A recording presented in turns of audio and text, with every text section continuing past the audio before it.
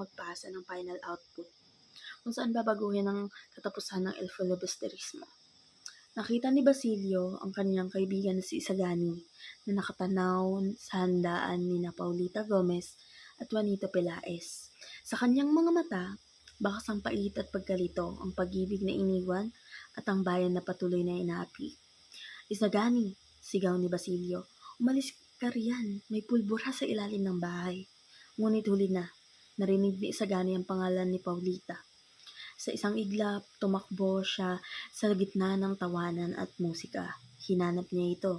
Nang magtagpo ang kanilang mga mata, parang tumigil ang oras. Hinablot ni Isagani ang gaserang at tumalon palabas ng bintana. Sumabog ang bahay. Isang sigaw ng galit laban sa lipunang bulag sa katarungan. Isang sandali, tahimik, buhay sila.